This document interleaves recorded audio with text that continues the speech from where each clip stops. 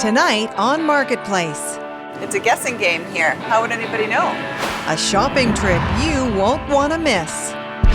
We put the food you eat every day to the test. What do you mean by profiteering? People who are engaging in food fraud. Question what you buy and buy into when it comes to filling the cart. This was living inside of me. We're about to reveal food secrets that just may change the way you eat for good. Yeah, you're really freaking me out.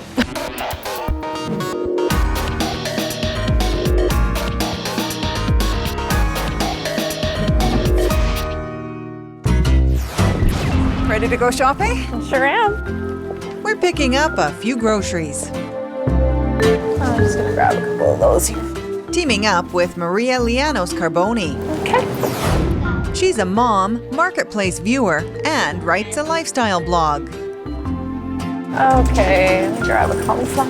Maria tries hard to make healthy choices, but that's sometimes easier said than done. We've taken popular items you buy every week to the lab and uncovered food secrets we're about to share. First item on Maria's grocery list, fish.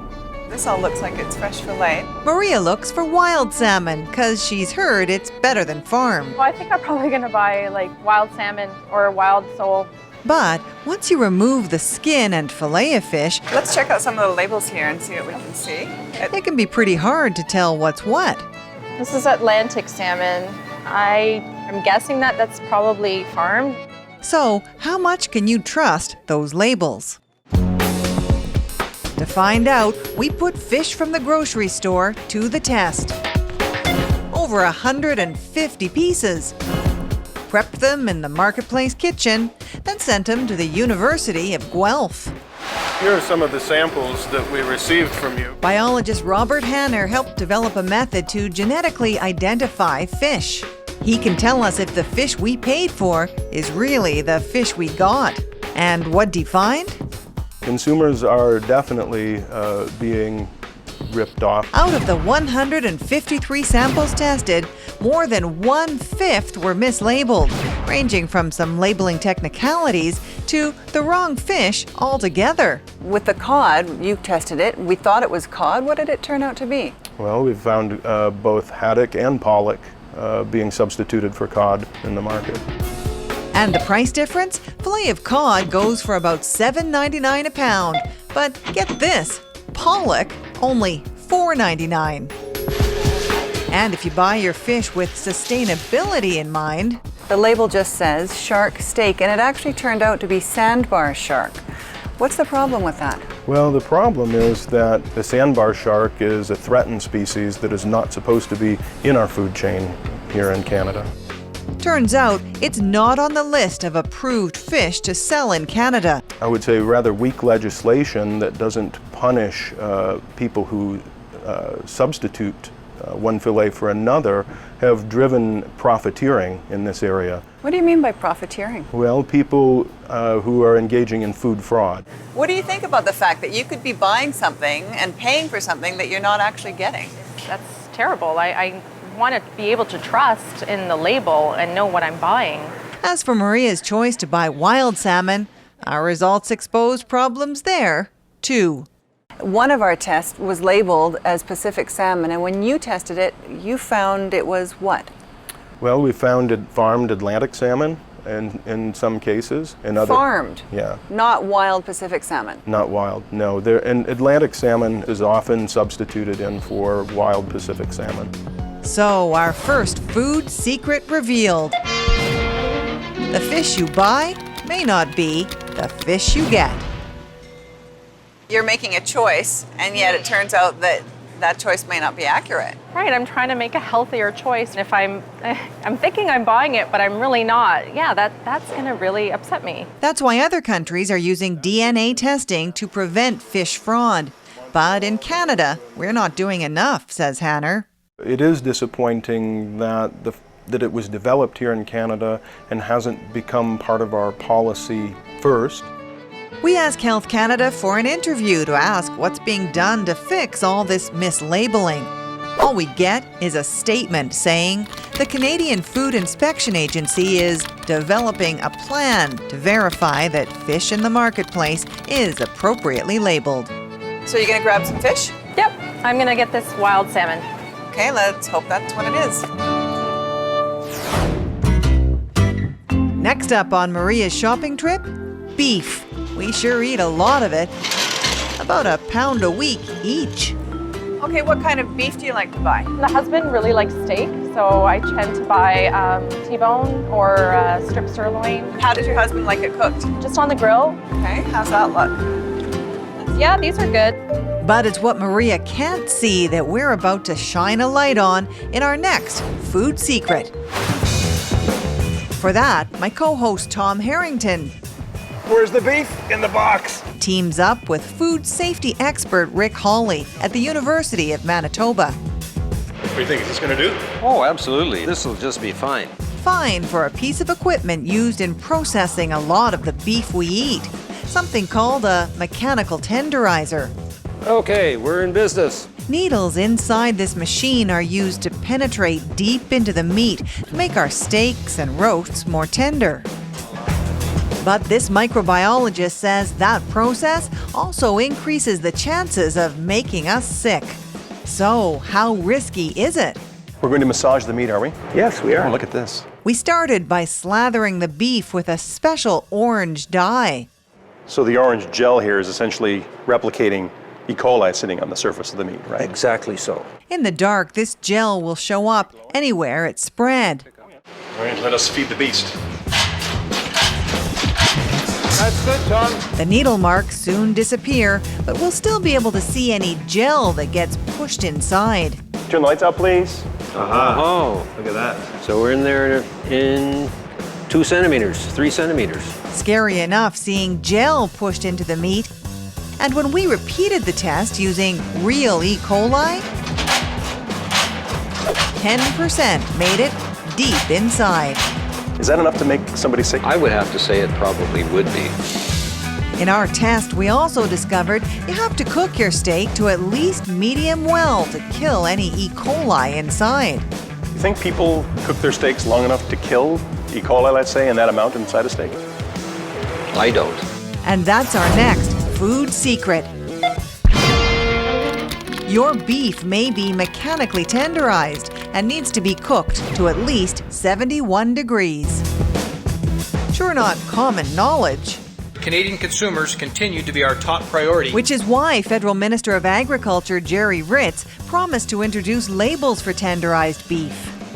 Back at the grocery store, Maria and I look for any sign of labels. So do you see anything here that says tenderized? Nothing there, just the price, the weight. It's a guessing game here. How would anybody know? No labels to be found. And when we check more than 20 grocery stores across the country, we only find one with the right label at a Toronto Freshco. So there's a good chance that something here has gone through that process and you have no idea. It's annoying because I want to know what I'm eating and I'm just, like, there's always something coming up that, makes me question the food industry. Health Canada won't talk on camera about this one either. Instead, they email Health Canada plans to begin consulting with Canadians in the coming months, and that new labeling requirements should be initiated in 2014. So, since most tenderized beef has no labels, we designed one of our own. What do you think if we just stuck that right there? This meat has been mechanically tenderized and you should cook it to a minimum of 71 degrees. Wasn't hard to come up with, but Canadians, it seems, will have to wait. When we come back, Mommy, what's for dinner tonight? the safest way to make your family's favorite meal. And a popular lunch meat comes clean. Or does it? That does surprise me, actually.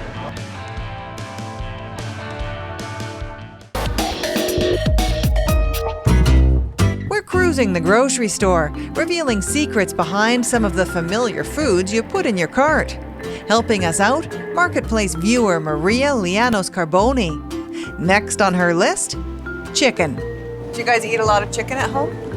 We do. I try to mix it up. Chicken's the most popular meat in Canada, So farmers want to grow them big, fast. I often wonder with larger ones what they're feeding the chickens to make them grow so big so fast. So you're concerned about what they might be getting as they're being raised?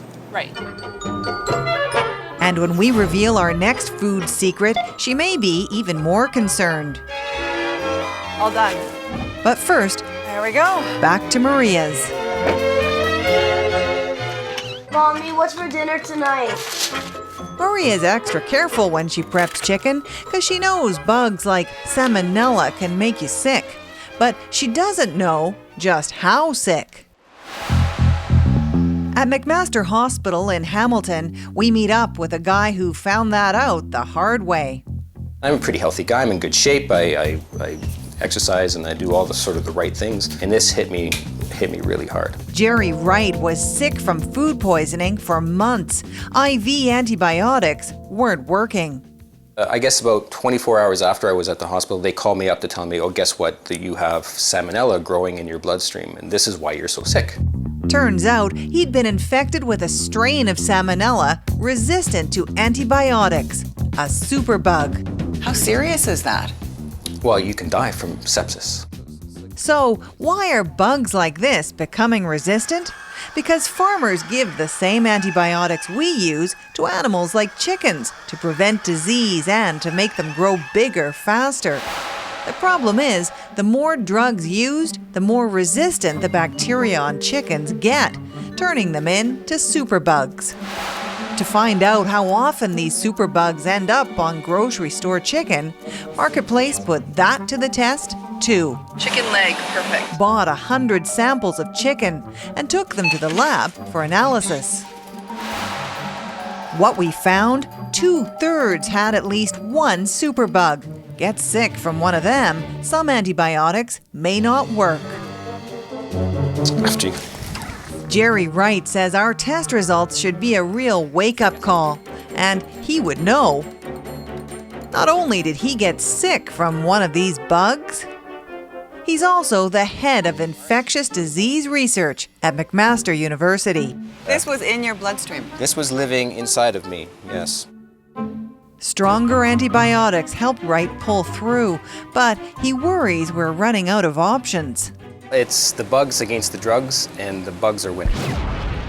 And worse news, recent studies show the number of some superbugs on chicken is on the rise. So take note of our next food secret. Your chicken may be contaminated with superbugs. Honestly, I thought our food industry was a lot better here. I was watching you prepare your chicken today. Yeah. How confident are you that you didn't get cross-contamination anywhere? I usually am pretty good with that, I think, anyways. So what will she think of our next test when we ask 2 volunteers to do the same thing Maria just did, cook some chicken? I'm going to grab some chicken here. But this time under the watchful eye of UBC food microbiologist Kevin Allen, who first covered the chicken in that special gel to see what'd get contaminated. There we go. Okay. The volunteers got cooking. So I'm thinking that we'll maybe bake these and maybe we'll do a little stir fry. Baking the chicken will kill any superbugs, but we turned off the lights to see if contamination from the raw chicken had spread. First, Alan checked the frying pan, It's actually quite intense. then the bowl, the tea towel, and their hands. We can see some of the contaminations. Crazy. Contamination from the chicken showed up even though our volunteer washed her hands 3 times. Is it still live, the bacteria? Yeah, it's still contagious for months. So how confident are you now that your No, I'm- kitchen would be okay if we turned out the lights? No. I would have to clean and scrub everything again. Because these germs spread so easily, we want to know what Health Canada's doing to fight the rise of superbugs. They tell us they're actively working to promote antimicrobial stewardship. And the Chicken Farmers of Canada, they say they're working to control, monitor, and reduce antimicrobial use in chicken farming. Coming up, why you'll want to take a closer look at your sandwich meat. So why did they hide that?